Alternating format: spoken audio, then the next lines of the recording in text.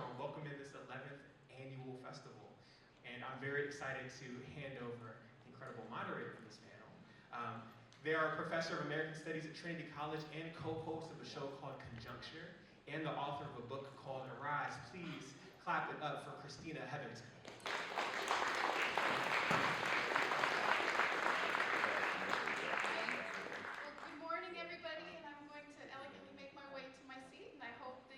Panelists will join me. I am Christina Heatherton. I'll be moderating today's session, which is Organized Resistance from the Ground Up. We're fortunate to have three incredible organizers today in conversation. Jaz Brisack, Vanessa Priya Daniel, and James Tracy, who I'll introduce in a second. Each of them have written really powerful books to meet the current moment. And I want to say, while we'll be talking about resistance today, it's extremely important to recognize that people in this moment are feeling incredibly powerless. Jaz opens up a recent article in The Nation this way. This is a quote. "It's easy to feel powerless. The US government is enabling Israel's genocide in Palestine and deporting immigrants to concentration camps in El Salvador. Elon Musk is gutting public services, and corporations emboldened by the new regime are urging it to go even further and roll back workers' rights and public accountability. These forces can feel too big to fail, which raises the question, how can we meaningfully fight these powerful actors?" So this is the question that that will guide our discussion today. I'm going to take a seat and introduce our panelists. So first we have, in alphabetical order, Jaz Brisack. Jaz is a union organizer and co-founder, did you give a wave, Jaz? Co-founder of the Inside Organizer School, which trains workers to organize. After spending 1 year at Oxford as a Rhodes Scholar, they got a job as a barista at Elmwood Starbucks in Buffalo, New York, becoming a founding member of Starbucks Workers United and helping to organize the first unionized Starbucks in the United States. That's right. Jaz has also worked with organizing committees at companies ranging from Nissan to Tesla to Ben & Jerry's. They are the author of the incredible new book, Get on the Job and Organize, Standing Up for a Better Workplace and a Better World, just out on Atria, which we'll be discussing today. So let's give it up for Jaz. Second, we have Vanessa Priya Daniel, who has worked in social justice movements for 25 years as a labor and community organizer and funder. She founded the Groundswell Fund, a leading funder of grassroots and electoral organizing led by women of color, queer, and transgender people. In her 17 years as executive director, Groundswell moved over $100 million to the field. That's right. Key to its success was centering intersectional grassroots organizing led by women of color and using a breakthrough philanthropic model that featured supermajorities of women of color movement leaders and former grassroots organizers on its staff and boards of directors. She was named by the Chronicle of Philanthropy as one of the top influencers changing the nonprofit world, and by Inside Philanthropy as one of the top 100 most powerful players in philanthropy, receiving the Smith College Medal in 2023. Her writing appears in venues like the New York Times and San Francisco Bay Guardian. She and her co-parent Trisha are mothers to two daughters, ages 6 and 13, and we'll be discussing her fantastic new book called Unrig the Game, What Women of Color Can Teach Everyone About Winning Just Out on Random House. So let's give it up for Vanessa. And last but certainly not least, we have James Tracy, who you all know and love. James Tracy is a Bay Area-based author and organizer and somebody who I have been looking up to for the past 20 years. He is the co-author of Hillbilly Nationalists, Urban Race Rebels and Black Power, Interracial Solidarity in the 1960s and 70s New Left Organizing, No Fascist USA, the John Brown Anti-Klan Committee and Lessons for Today's Movements, and the author of Dispatches Against Displacement, Field Notes from San Francisco's Housing Wars. He serves on the coordinating committee of the amazing Howard Zinn Book Fair and is the chair of the Labor and Community Studies Department at City College of San Francisco. He's worked for the Eviction Defense Network, the Coalition on Homelessness, Community Housing Partners, Jobs with Justice San Francisco, the San Francisco Community Land Trust, and various unions. We'll be discussing his amazing new book, Southern Panther, Conversations with Malik Rahim, which is just out on 8K Press. This is the first book on its new Legacy Left book series that asks movement veterans, what do you want to pass on to the next generation? So, join me in welcoming the entire panel. All right, so I want to start this way. You've all written amazing books that focus on fighting, organizing, and winning. Just to get us started, I wonder if you could each talk about why you chose to write your books at this moment, and what do you hope people might get out of them in this time of seeming powerlessness? Start. Hi everybody, good to see folks.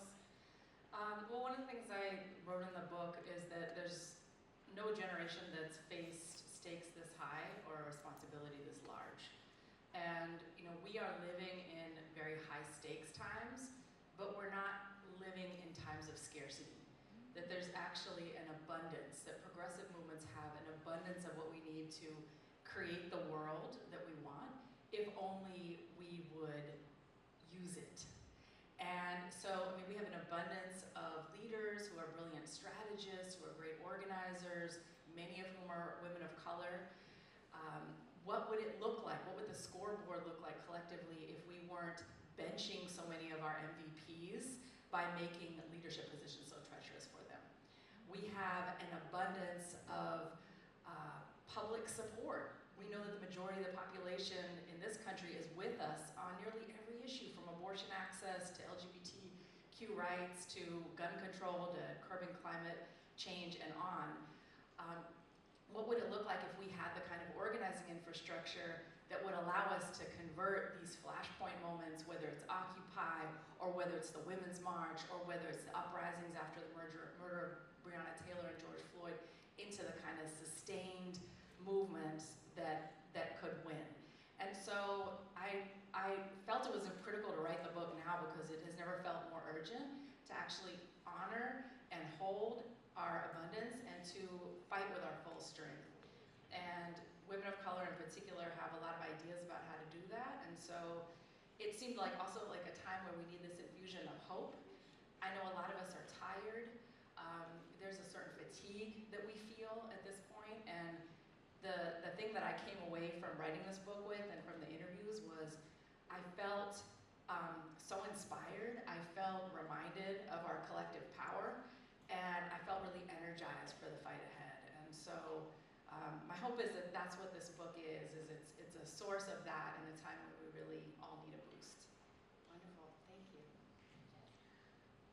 Yeah, so I wanted to write this book because I think people don't understand that much about how to organize a union in our own workplaces. And union approval ratings and popularity of the labor movement has been surging, but union density has continued to drop. We're at less than 6% for the first time in more than 100 years, which is terrible. And we don't have the kind of labor movement strength that could allow us to have a general strike, could allow us to actually take meaningful action against fascism.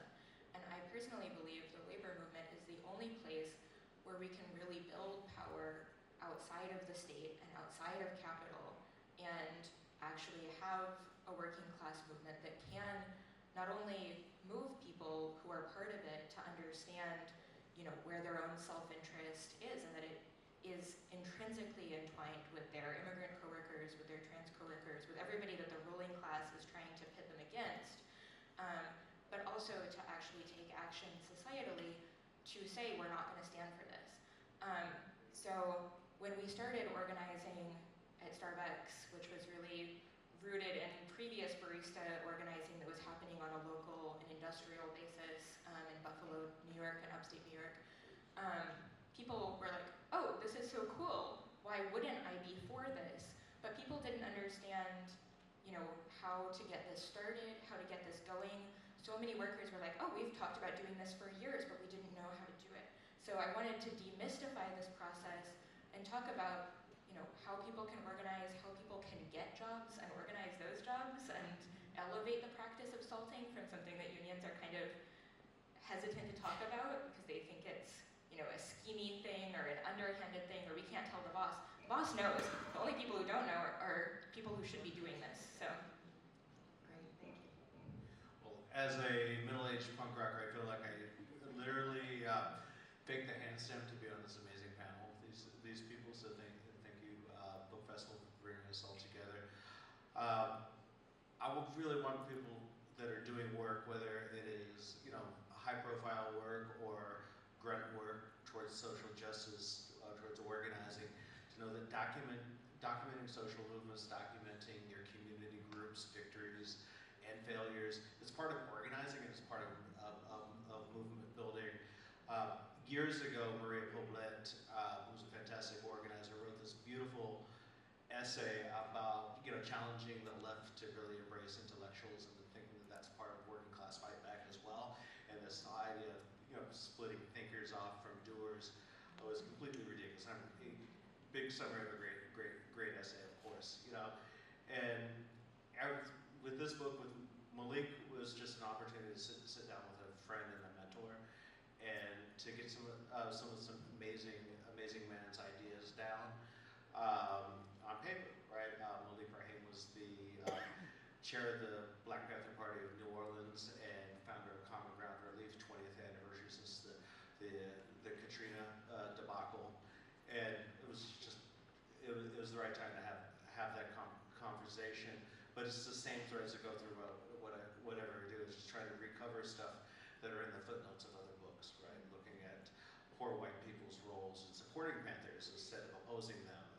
Looking at the John Brown Anti-Klan Committee for clues on how to fight fascism today, because obviously we know this fascism wasn't invented 8 years ago or anything like that. And a lot of us took our lumps back in the 80s doing so when the skinheads were there. So memory is an act of organizing, right? And how we engage with these things. And all of our organizations should be looking at how we look at our archives and look how there, because no one else is going to do it for you. And I really believe that if we had more of this information out there, we wouldn't have to start from zero every 10 years. Amazing. Thank you. So, each of your books offers really concrete lessons about organizing, but I was interested in how they also pose really interesting and important questions about how we organize. So, Jaz, for example, your book, Get on the Job and Organize, which is, for those who know, an old wobbly slogan. Your book shows how industrial unions can be built in the so-called unorganizable service sector, while also being led by the cashiers, baristas, customer service reps, and cleaners who work in them. Vanessa, you critique the nonprofit model of a single executive director, describing it as a vestige of times where white cis men could more easily exploit gendered labor, usually of the women who worked in their homes and offices. And as you know, this model doesn't work the same way, especially when it's queer women of color who are running those organizations. And James and Malik Rahim, you show us how the Black Panther Party ethos was transported to post-Hurricane Katrina New Orleans, where people figured out how to organize a legal clinic, a health clinic, home repair, and rescue operations collectively on common ground, rather than having a central lead organizer. So I'd love for you all to reflect on this. Why are organizing structures important for organized resistance? Is how we organize as important as what we organize? I think the most important thing is to win, but the best way that we're going to win is by actually staying true to our values, because I think that's not just, lip service, it's not just, the aesthetic of doing it the right way, but the campaigns that we run according to very democratic structures, very worker-led uprising kind of structures, do enable people to overcome all the obstacles that companies are going to throw in their way when they're trying to organize. And so the Starbucks Workers United campaign was a perfect example of what a structure could look like that isn't perfect, often was messy, but was adaptable, was scalable, and helped people understand the union isn't some kind of third party like Starbucks was saying. It's not going to be SEIU lawyers at the bargaining table negotiating this while you don't have a say. It's going to be you and your coworkers across the table from management. Over the course of the campaign, the International Union did want more of a say in how we ran this, did change it from this kind of somewhat anarchist structure where, workers and cafes in Buffalo were were responding to the workers across the country who were reaching out through social media, DMs, through emails, assigning them a Starbucks worker who had been part of an organizing campaign to help mentor them through the process. And they were like, nope, this is too disorganized, we're gonna streamline this. Your social media is too all over the place, you're posting too many things. They really did not like our solidarity with Palestine stuff, that's a longer conversation. But they wanted control. And I think it really was, the campaign was at its best and best positioned to overcome Starbucks union busting when workers knew, you know, we're the ones fighting for this. And so, yeah, I think having those structures is a key ingredient of how we're gonna actually win.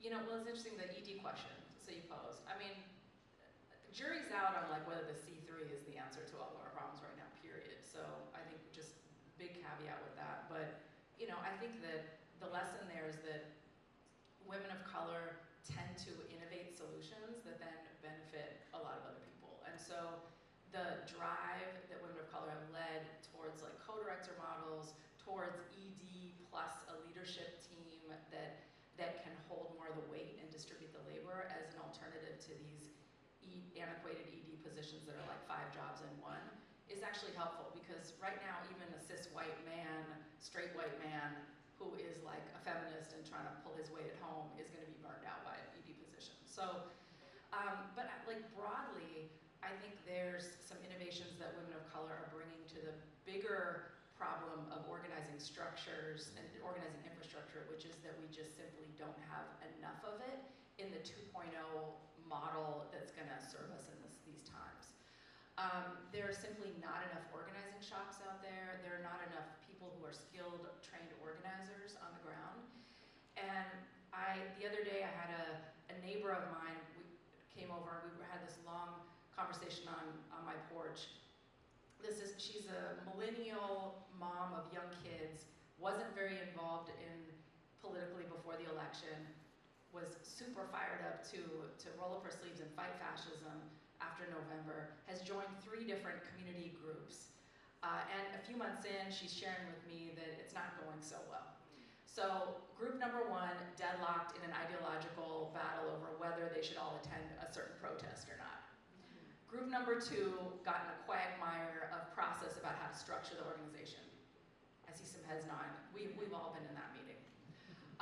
You know, the group number 3 was online, and people started just attacking and dragging each other with all this call-out culture that usually was sparked with someone saying, I've been harmed or I've been hurt, and then people swarming on each other. So she says to me, I'm new to this, I would never want to offend anyone, but I'm scared to say the wrong thing. I'm scared that I'm gonna be publicly humiliated. And so what I've decided to do is I'm gonna go and work at, going towards mutual aid and towards like soup kitchens and doing some of that work, because I feel like I can connect with members of my community. And I feel like there's a tangible, concrete thing that I feel like gets done. I think we need to pay attention to this, because there's a major shift when you talk about the struggle converting the flashpoint moments of these big protest surges into longstanding organizing. There's a huge off-ramp that's being created into mutual aid and other things, which isn't, mutual aid is not a bad thing. We need it, it's absolutely critical work. And I think mutual aid plus organizing is actually like the ultimate power couple. I mean, that is like the Black Panther breakfast program, that is the, you know, legal aid provided by the United Farm Workers. But mutual aid in isolation, if we are pivoting, if people are pivoting in mass out of organizing spaces into that, and that is where most folks are going, we are in deep shit.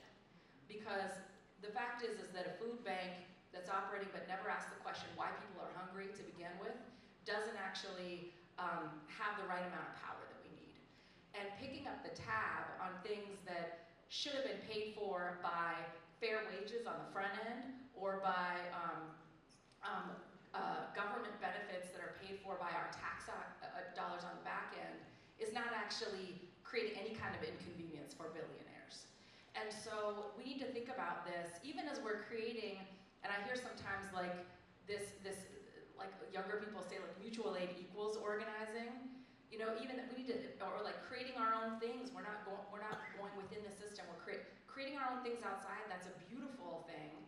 we have to remember from the history. We know our history of the Tulsa massacre. We know our history of the Chinatowns that burns, that we can create all kinds of beautiful things in our communities. And if we don't simultaneously hold power in the larger power structure, the people who do hold that power will destroy everything that we create.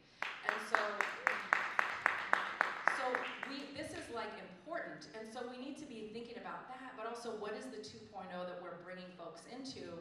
What would it mean, to put, like, say, 50,000 more highly trained organizers on the ground? And I think what I've learned from women of color is what are the set of things that people need? It's maybe some of the good stuff from Alinsky. Don't throw it all out. Don't throw it all out. So, we know how to talk to people, listen to their pain, help them convert pain into a demand, help them identify a power map of who has the power to grant that demand, the secondary target that can pressure that person, how to do a campaign with escalating tactics, with different places people can plug in regardless of their level of time available or their risk tolerance. Like all of these things, right? These are skills, it's like the science, but also the art that has to, in this day and age, include things like what I call the 3 superpowers that women of color lead with, which is 360 vision, tackling patriarchy, white supremacy, colonialism, and capitalism simultaneously. Things like boldness, which is the drive to demand the fullness of what our communities need to thrive and what the planet needs to be livable. That looks like Oakland's own Barbara Lee as the only no vote to the Iraq War. It looks like the Squad is the left flank of Congress. It's not driving towards the machine middle. And then finally, the approach of generosity, which is fighting in a way and doing organizing strategy in a way that doesn't throw people under the bus in order to win. So it's saying we're not leaving our trans kids or our immigrant community members or pregnant people or anyone else behind in order to win. So that kind of ethos of training people in that is, I think, structurally part of what we need. We need more organizing training programs, organizing shops, and organizers with that sort of ethos that we see disproportionately present among women of color leaders and movement. Thank you. James? Right on. So, and I don't want anybody to misinterpret what I'm about to say as wishing any type of success for Trump. But we're living in a world where certain things are happening and are in the process of happening. One is that the complete neutralization of the 501c3 model as a point of resistance, because one person can sign their name and say, okay, you're done. The end of the NLRA regime for unions in one way or another, and then when we see the embargoes going on student activism, kind of like the 3 main ways that civil society has grown. So if these things are going to happen, what creativity can we bring to build new structures, right? To build new approaches there. I really appreciate what you said around mutual aid, because I think one of the biggest gifts to the movement was the Serve the People programs, because it shows a way of meeting people where they're at. But what made the Panther model is something that Malik was brought home to me, was that made it different than charity, and everything was political education, right? And I think that a lot of times we get really scared of political education, thinking that it's just this top-down ideological thing. It's like, no, it's asking the proper questions, as Paulo Freire and told us. So certainly, reinventing mutual aid and bringing it back to a model that's close to what you described, and building independent organizations and everything. And thinking, what I really appreciate from Jaz's work is, reminds me a lot of Jane McAlevy's work. It's just like, what does it take? What are the steps that you have to take? Because I think, raise your hand if you'd like to see a general strike sometime this week. Right? And there's a lot of work that has to be done, right? The technical word for it is a structure test, but it also just, a structure test is short for things that we have to do is we have to talk, we have to listen, we have to meet people where they're at while still challenging people to transform bigotries and everything. And that's just basic organizing. So in conclusion, we're in this space that whether you're a progressive, a socialist, an anarchist, one of the things that we all have have in common is that none of our stuff has worked to bring the world that we want to bring on. So instead of wallowing in despair, it's like, it was like this is the time to reinvent, but reinvent in a historically grounded way, so we don't have to start from zero. Absolutely. Thank you for that. And I think that relates to another question I wanted to ask you all, which is about coalition building and the challenges to it today. One thing that I thought was really notable was that in each of your books you talk about coalition building, both from lessons from veteran organizers as well as hard-won reflections from your own experiences. And sometimes you describe that there are pressures from without, and sometimes there are very serious pressures from within. So I'd just be curious to hear each of you discuss some of the key challenges to building coalitions today. Oh, there's no challenges. We got to figure it out. Oh. Yeah. Well, I mean, I feel like every good organizer knows how to find the common ground, the things that people have in common. And I grew up in Seattle, Washington as a queer mixed race kid. I'm half Sri Lankan, half white in the 80s and 90s. And that was the heyday of grunge rock and the heyday of hip hop, but also lesbian folk music. Like to say those three things and on face would seem to have nothing in common. But in a Venn diagram, okay, just bear me out a minute. in a Venn diagram, there is one thing at the center that unites all of them, and that is the flannel shirt over jeans. I'm just not to put too fine a point on it, but in 1995, Ice Cube, Tracy Chapman, Kurt Cobain, the Indigo Girls all wore some version. They all rock some version of that, right? So it's we have to. There's always something that a good organizer can find that unites people, and we're also in this moment where, there is a certain centrifugal force to having a common enemy as deeply depraved as Trump in this administration. And we saw it in 2017 with, it helps people draw people together, but it can also dissipate.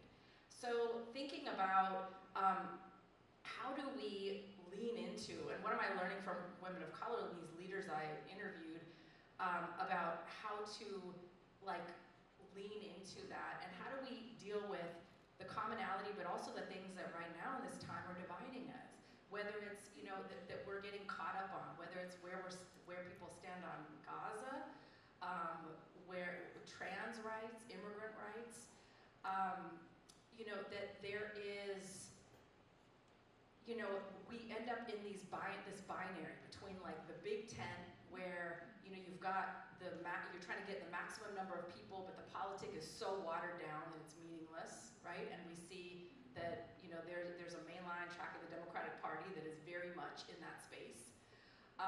And then you've got, for lack of a better metaphor, the coat closet, which is purism, where it's everybody has got all their movement lingo and terminology, and everything is right. And and it's four people in that closet who are talking to each other, and they all agree with each other. And my friend Rinku Sen says, in terms of coalition building, when you have 0 + 0 = 0, so the math don't math. If you don't have a space wide enough to meet people where they're at. So it's what does it mean to create the kind of space where it's large enough for people us to meet them where they're at, but then there is what love looks like in terms of actually having discipline and integrity about where we're going to hold the line. That we're going to hold the line to say, it's actually doing something not only to what's happening to folks in Gaza, but also to our souls and what happens here if we don't address, if we gloss over a genocide that's happening there. There's some, yeah. So, I mean, I think what I've learned from women of color about this is what does love look like in leadership in our movements right now, building coalition when a lot of people are in pain?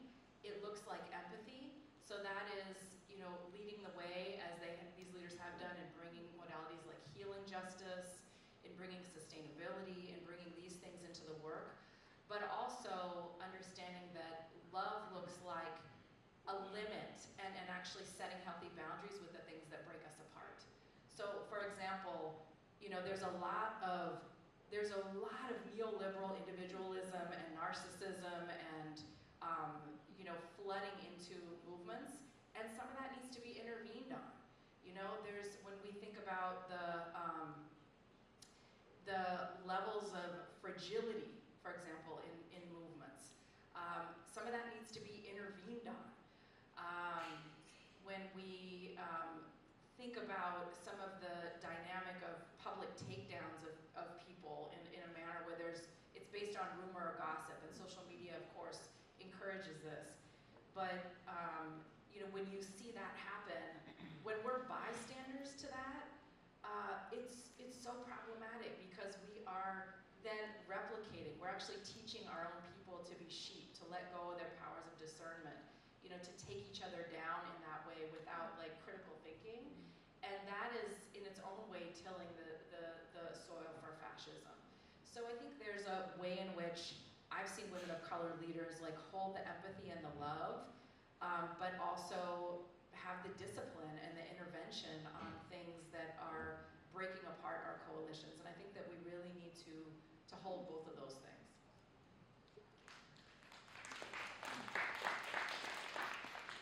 I think union organizing work boils down to two forms of building coalitions. One is building an organizing committee in your workplace and the structure that's going to be able to withstand a union busting campaign, get workers through an election, through the bargaining process, and hold your workplace together. A lot of what I do on a day-to-day basis is training folks who are going to be organizing their own workplaces, or folks who are salting, which is getting a job at a workplace in order to help start the organizing process, become more effective at building relationships, at talking to people that they don't agree with. We even have an exercise that my organizing mentor, Richard Bensinger, taught me during the Nissan campaign in Mississippi about how to talk to folks.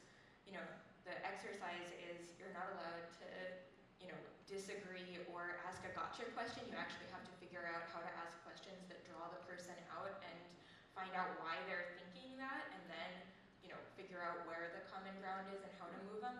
And so I think, that's one piece, is how do you build a coalition in your workplace. And I think most of that is reprogramming the folks who've been taught to punch down, whether that's, people who are, being racist or xenophobic, et cetera, or people who are, doing the common workplace clicks of, oh my God, the closing shift, oh my God, the openers. So lots of different kinds of punching down, but you have to reprogram that into directing the anger upward toward the people who are really responsible.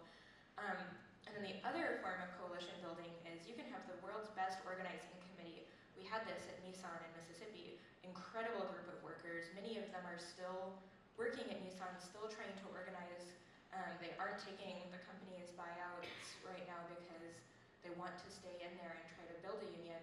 But there was no hammer, there was no leverage to force the company not to wage a scorched earth union busting campaign and actually respect workers' right to organize. And that campaign taught me you can buy off a whole lot of leaders. Nissan was cutting checks to every group you can think of. They, like Starbucks, Nissan was marketing themselves as this very progressive, woke company. They were cutting checks to the Sierra Club when they were coming out with EVs, cutting checks to the NAACP, the Mississippi Civil Rights Veterans, the Medgar Evers Foundation. They were one of the main sponsors of Nashville Pride. Of course, as soon as the union campaign ended, I don't think they would continue to do all those things, but you could buy off a lot of people's silence. What you couldn't do, and what we learned at Starbucks, where we actually never had the international union support to call a boycott, but those of us who had started the campaign were convinced we would never be able to win the right to organize at Starbucks without calling the question of the public support, just as the United Farm Workers had done around grapes, just as clothing workers had done around Farrah pants. A lot of labor struggles were won through consumer boycotts and that form of solidarity. And we ended up getting that boycott through the combined solidarity of the Palestine solidarity movement and folks who weren't going to stand for the union busting, saying, nope, we're done. Because when Starbucks retaliated against us as a union for standing in solidarity with Palestine, it triggered this was the only factor in, after 3 years of scorched earth union busting, that actually made Starbucks think, oh, now we have to do something about this because this has become untenable for us. And so I think solidarity isn't just the right thing to do, it's also the only way that we're going to actually build enough power to break through all of this shit. Right on. Two quick comments on coalition. I spent a lot of time interviewing members of the Young Patriots organization that were, redneck identified leftists that worked with the Black Panther Party, white people. And I interviewed a woman named Carol Coronado, who at the time was about ready to retire and was the shop steward at the Nabisco factory outside of Chicago. And I asked her, I said, well, how did the experience of being in the Young Patriots and the First Rainbow Coalition influence you? And she's like, well, I believe black people now, and I'm a union rep. If I didn't have that, given my upbringing, I would always suspect black workers of trying to get over any time they would bring this. So coalitions and struggle change perspectives and build that. I really appreciate what you said about being able to draw those lines, right? Because you can't just use the come as you are thing and then you let certain things slide, right? But without that struggle, Carol probably would have held on to a lot of her racism rests in power. Carol, I was part of a coalition that held Sutter CPMC accountable for its shenanigans in San Francisco. And the number one thing that kept our coalition together of upper class homeowners, poor people who needed health care, people who wanted affordable housing damages to be repaired is that we did basic stuff like having agreements, right? Just on the front end. And everybody agreed that if we knew that Southern CPMC was going to come and start granting some people campaign victories and in order to neutralize them and even deploy them against others, right? And we had that agreement that if Sutter offers you your union contract to be signed, go for it, right? Get it. You do not have to wait for everybody, but you have to stay in and fight for everybody. And that was the type of ethic that I won't go on. We won a lot of really beautiful stuff out of that Jobs with Justice based campaign. The First Rainbow Coalition made everybody responsible for organizing their own. Now you don't have to organize your own in the exact same way, right? Where you have everybody has their ethnically distinct group and they come together in coalition, which was trying to prefigure multiracial political party. It never happened. But you do have to take responsibility for reaching out when you're in a political space back to your crew and preparing people for the concrete acts of solidarity that are required. Well, I have one more question for you all, and then we'll open it up to some questions for the audience. But I want to ask you all about lineages. So, James, you open A Southern Panther with a really beautiful quote from Malik Rahim, and it goes like this. We have a saying in my community that when an elder makes his transition without passing down his life experiences to the next generation, a library has just been burned. I truly believe that those who have lived their lives for peace and environmental justice have a responsibility to make sure that their libraries don't turn to ashes. In each of your books, there's a really deliberate effort to engage your teachers, whether they're rank and file organizers who trained you, or people like Audre Lorde, Joe Hill, Lucy Parsons, James Baldwin, Emile Zola, or others who influenced you. I wonder if you could each just talk about the significance of highlighting radical lineages in movement work. Okay, so I'll start on this one. Radical lineages it's the key, right? And it's the key to make you feel good. Robin Kelly has this beautiful quote that I won't butcher, just about what's passed on, right? Beyond the campaign victories from movement to movement. You can look it up. But the people who taught me when I was really young, arrogant, sectarian, know-it-all young 22-year-old were like mostly women of color in public housing that had been involved with struggles before, from Student Nonviolent Coordinating Committee, from Black Liberation closely and learn from B. Harper, who's also passed now, who used to hide people on the, at the Hotel Utah. Now that she's passed, I can tell you that this hero used to hide people on the lam from the FBI at the Hotel Utah at 4th and Bryant, right? And sharing these stories, right?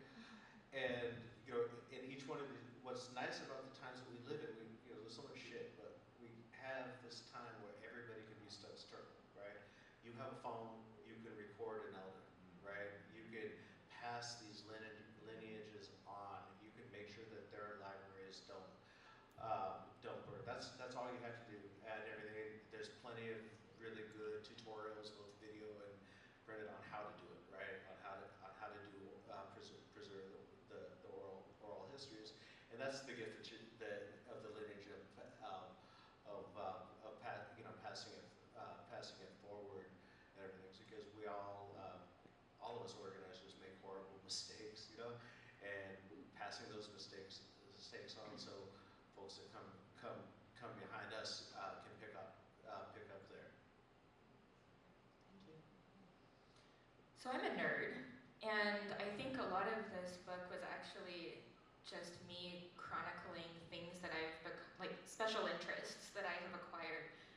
In some ways, I think I'm a nerd whose time came because, I got into the labor movement at 16 and was reading Eugene Debs and Clarence Darrow, also a big Studs Terkel fan. And I had no idea that unions still existed or that was something that you could do. And so partly I wanted people to understand, where this came from. There's a line that I think is really important from Bill Haywood, one of the early IWW leaders, who says, I've never read Marx's Capital, but I've got the marks of capital all over my body. And so I don't think you have to be a labor history nerd or, read theory to be able to be an incredible organizer. But I also think, I grew up in the South, I didn't have any exposure to unions, and people always say, oh, we don't have a history of that here. That was not true.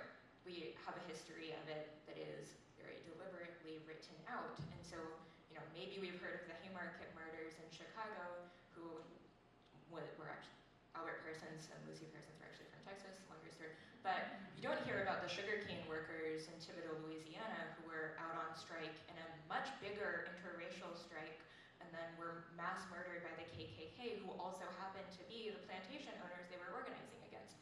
So I think talking about that kind of history is really important when we have reactionary fascist narratives of history and what our heritage is, to actually talk about what it truly is. And so, bring back, you were saying redneck identified, bring back that redneck actually meant redneck miners who were fighting against coal bosses, not fascist right-wingers, simping for billionaires. And so I think what I've mostly tried to do, and what my editor got really mad at me about, was having these lists of names, because I wanted people to understand, organizing isn't about a couple of characters, it's about organizing committees of 30 people. And so some of those lists ended up in the acknowledgements, but some of the lists are still in the chapter. And yes, it's a lot of names, but that's what it is. Every organizing campaign is going to be many, many, many names. And so that could fill up many books, but yes.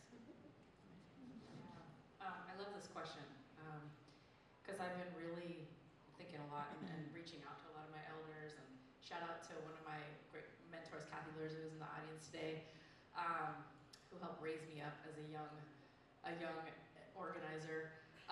But I was thinking, like, in the process of writing the book, I interviewed elders. I was able to, sit down with Dolores Huerta, who co-founded the Farm Workers Union alongside Cesar Chavez. I sat down with, in one particular set of memories, is I was sitting in the living room of my mentor, Adisa Douglas, and speaking with her and her late partner, who was since passed away last year, Dr. Bernice Johnson Reagan, and sitting and listening to the stories of what it was like for Dr. Reagan to be expelled along with a bunch of other students from a historically black college because they were protesting and jamming the jails as part of the civil rights movement. Sitting in that same living room, months later after she had passed with Adisa, and this beautiful memory of Adisa talking about suddenly after she passed, there kinds of birds that were coming outside the window, and feeling like there was something about her spirit that was in the air with the diversity of the birds, and how that kind of reflected that Dr. Regan wasn't just the founder of Sweet Honey Iraq. She wasn't just a singer and a culture worker, but she was a scholar. Like, she really used the full breadth of her beautiful abilities in service of movement, and just what a reminder that is of the fact that we need all of it. We need the headier strategies sometimes, but we need also the strategies of the heart, what it means to be able to, as she describes, when the police would raid one of their meetings, for everyone to start singing, how that shifted the power dynamic because it shifted the whole energy in the room, like the importance of art and spirit and culture work. And understanding like how that applies today, how those young people organizing at her college applies today when we think about valuing the way that this generation of young people are pushing us around the culture of overwork and martyrdom, around breaking the gender binary, around Gaza, like embracing those things. Sitting in that living room with Adisa and some of her movement friends who she's been friends with for 40, 45 years, and understanding the importance of relationships and friendships to sustaining ourselves in this movement work, and how we need to tend to that at the same time we tend to strategy.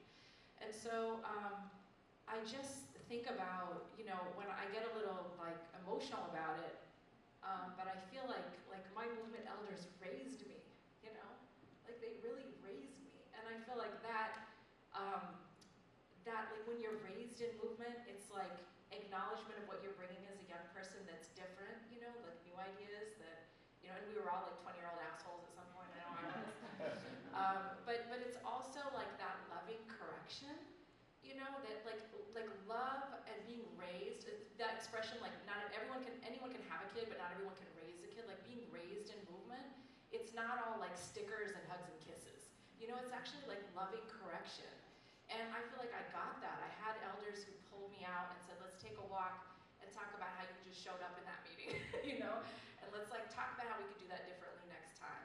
And I think that when I think about this generation and how we're passing that lineage on, I think that how are we honoring young people, but how are we also not abdicating our responsibility to intervene and to guide in some ways that are important, because I think there is a real hewing towards like neoliberalism, individualism, this sort of selfie culture, this narcissistic culture of the internet that also people are struggling with. And so there is an intervention around some of that, as Latasha Brown, one of the women I interviewed in the book, said, like, for example, people who use identity as a cudgel, for example, or things to say things like, well, because I'm trans, or because I'm an immigrant, or because I'm a person of color, then this strategy should be what it is because I said it is. That people who are using it in that way aren't just lacking in political education, they're lacking in values. So that we have to intervene on some of these things that are happening, and that from a place of love, and that's part of passing down that lineage. Beautiful. Thank you. Can I jump in on something real quick? Sure. If you want to get some real nuanced, useful stuff, or that breaks down the whole stupid stuff that we see on the internet about identity politics versus class and blah blah blah, and screw you and screw this, read this book. It's so good. It's really nuanced and it's really useful for organizers, and that's one of the main parts that. Thank you so much. That means a lot coming from you. Thank you. These are all really special books. So now we have a chance to take a couple questions from the audience. Maybe we'll just take them in stack. So how about right here in the front, and then in the back after.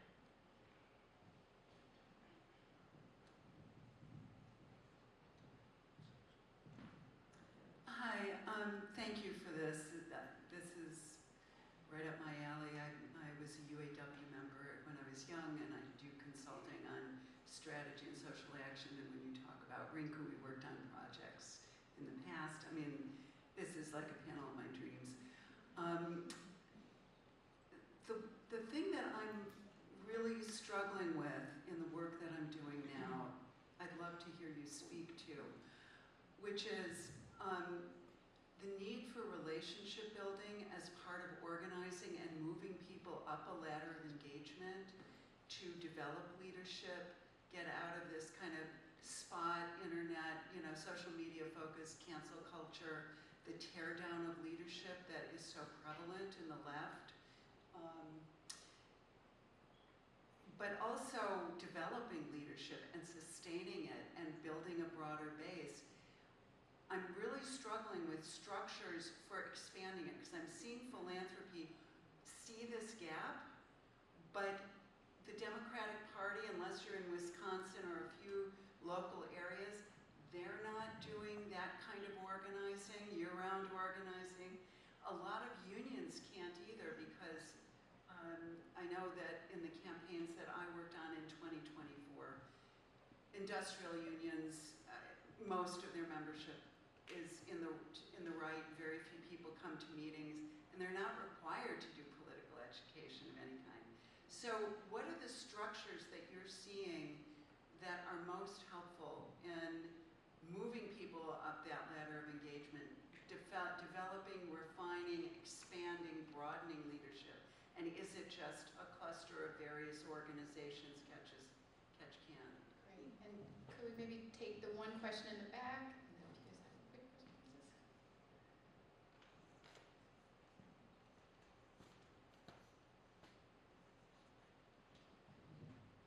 Thank you for this panel. Jaz, you started by saying that the point is to win. And I think that's absolutely right, but I also think that failure can be transformative. And failure is we need to learn in movements how to make room for failure. So I'd like to hear from each of you the ways in which failure has been transformative in your respective movements. I can go really fast. So I mean, I think to the point about failing, I think simultaneously, Asada Shakur said like it is our duty to win, but also I named our Starbucks salting program Project Germinal after a Zola novel where the heroes end up trapped or dying in a flooded coal mine. And so it's kind of like I'm setting the bar really low because the whole point of that book is that you're planting seeds for future struggles to come by organizing. And the conclusion of my book is called No Organizing Effort is Ever Wasted, and it's exactly about how, people who were so gifted to predict that, as John says, I'm stealing your line, but union strategists who could predict that a union that was battling Amazon might actually lose, said that, oh my God, this is setting the labor movement back. It did not set the labor movement back. It was like, oh my God, a union is taking on Amazon. We're going to have an election. This is putting a countdown on the front page of the New York Times, and it's going to inspire more people to stand up and take on Amazon, Starbucks, etc. And so, thank goodness that the RWDSU tried to unionize in Bessemer, and then that helped spur all of these other things. So we still don't have a contract at Starbucks. There's a lot that I could say about that. In some ways, is that a failure? Could be, but I think so many workers learned about organizing, learned that they don't just have to take what the boss is giving, that society doesn't have to be this way, that the service industry is so bad because we don't have unions, but it doesn't have to be that way. There's no reason that manufacturing work, should be valued so much higher than service work. Union density is one of the main determinants. And then to the structured point, I don't think this is a catch-all answer, but I think putting resources and training folks and teaching people how to become organizers on new organizing campaigns has been an incredibly transformative thing, not just for the workers who, I think most people who've gone through an organizing campaign credit that with changing their life. I've been working on this oral history project of a strike that happened 50 years ago, and so I'm talking to folks who are in their 70s and maybe even a little older, some of them, and they're like, that was the moment that crystallized who they were as people, that helped them grow up. But it also fundamentally changes the union that they're organizing into.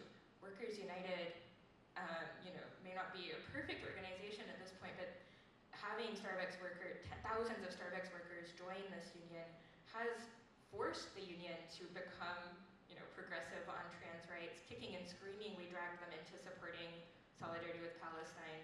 And so I think if we want to really, help people grow as leaders and also help identify all of these new people with huge potential for leadership, new organizing is such a wonderful place to do that. Wonderful. We just got the 1 minute warning, so. You take it.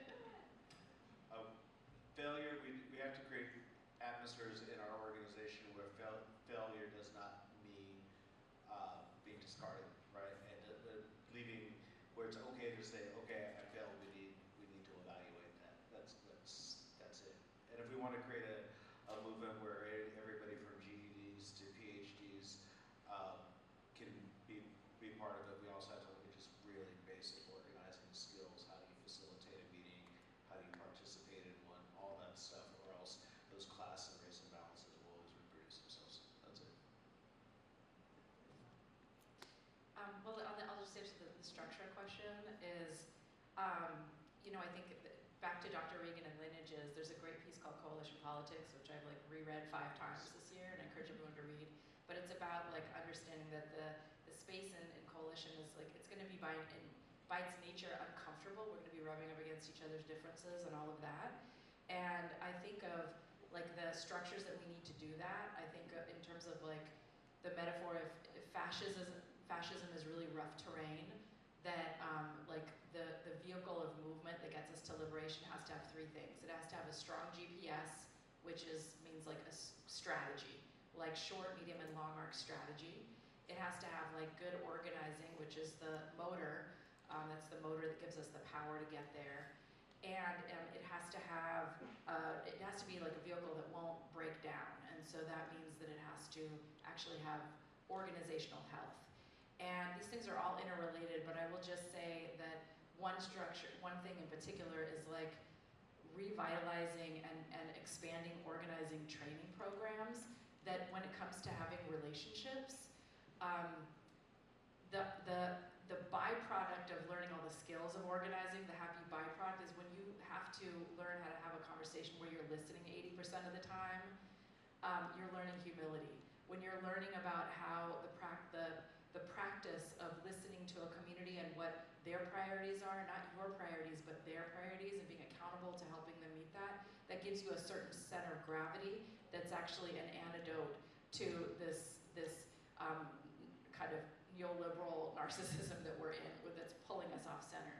So there is something about the craft of organizing when we're learning how to do it well that actually helps us get in a mindset where we stay in the discomfort that Dr. Regan talks about, to be able to maybe disagree, but we hang in there with people, and we love people enough, and they love us so that we can grow together, influencing each other towards the kind of unity that we need to actually win. That's a perfect place to end. Buy books. There you go. So I hope you all get a sense of not just what extraordinary authors these 3 on the panel are, but what extraordinary people they are. Please buy their books and get them signed at the Green Apple table in the back. Thank you, Christina. Thank you to the volunteers who made this possible. Thank you all for coming. Please join me in thanking.